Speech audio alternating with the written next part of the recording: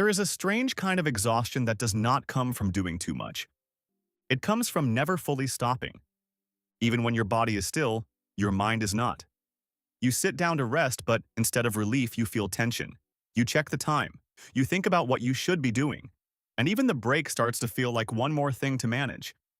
Underneath all of it is a quiet pressure. I should be doing something.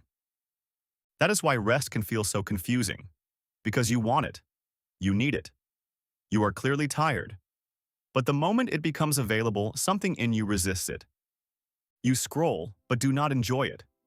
You take time off, but feel vaguely wrong the whole time. So what is going on?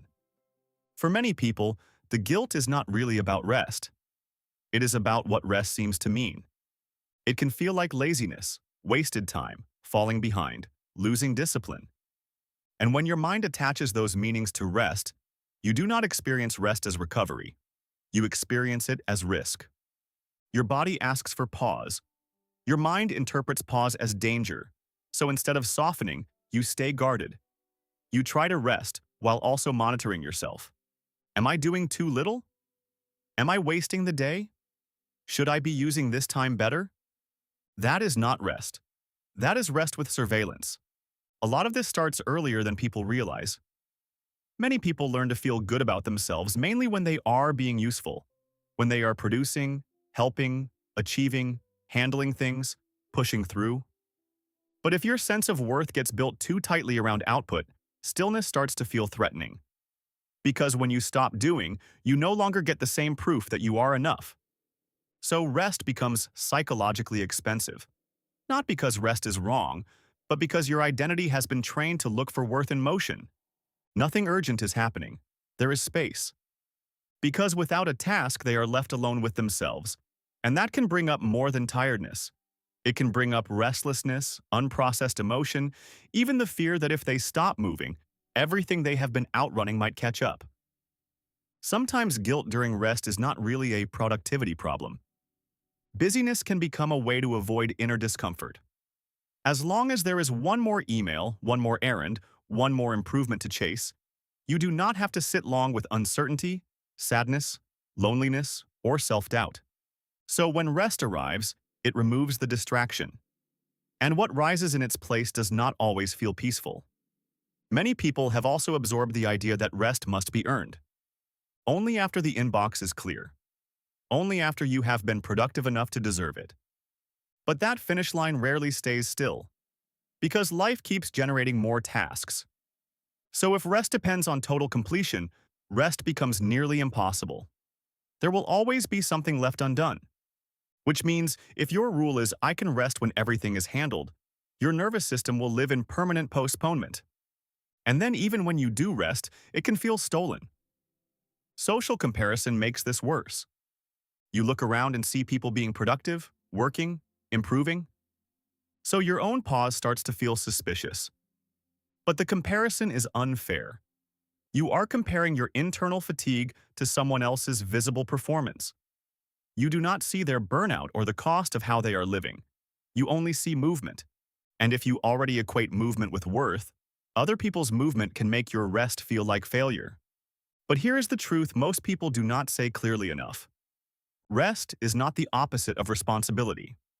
It is part of responsibility. A tired mind does not think clearly. A person who never stops does not become stronger forever.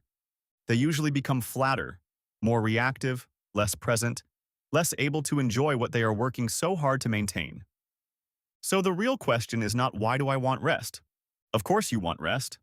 The better question is this. What have I learned to believe about myself when I am not producing? Because guilt always carries a belief underneath it. Maybe the belief is, if I slow down, I will become lazy. Maybe it is, if I am not useful, I have no value. Maybe it is, if I stop, I will have to feel things I do not want to feel.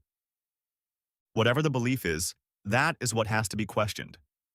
Because if you keep trying to force yourself to rest without addressing the meaning your mind attaches to it, the guilt will keep coming back.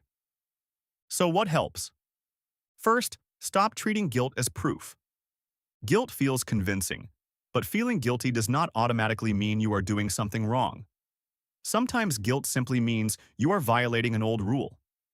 A rule like, always be useful, always stay ahead, always keep going, always earn your right to pause. So when guilt appears, do not immediately obey it. Ask what rule it is protecting. Second, make rest specific. A lot of people say they are resting when they are actually hovering. Phone in hand, mind racing, body tense, half resting, half accusing themselves. Real rest needs clearer edges.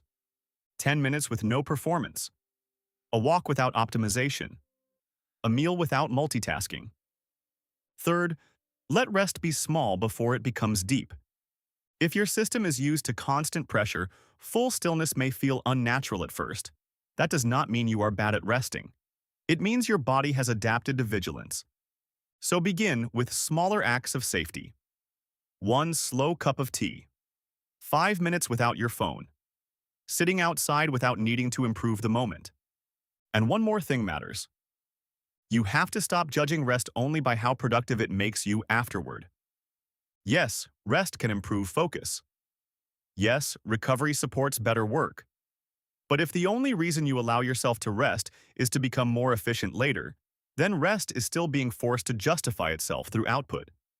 Sometimes rest is valuable because you are human, because your mind needs space, because your body is tired, because not every moment of life is meant to be converted into progress. That is not laziness, that is reality.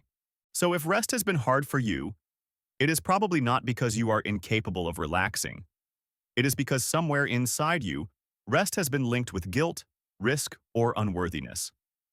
And once you see that clearly, you can start responding differently. Not by waiting until guilt disappears, but by learning not to treat guilt as the voice of truth. Because the goal is not to become a person who never cares. The goal is to become a person who can pause without feeling like they are failing.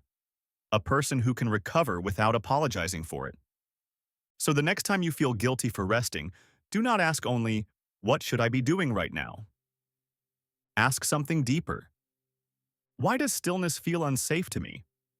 That question gets closer to the real issue. And real rest usually begins the moment you stop arguing with your need for it. If this spoke to something you have been carrying, the next video should be why you always feel behind in life. Because guilt around rest and the fear of falling behind usually come from the same place.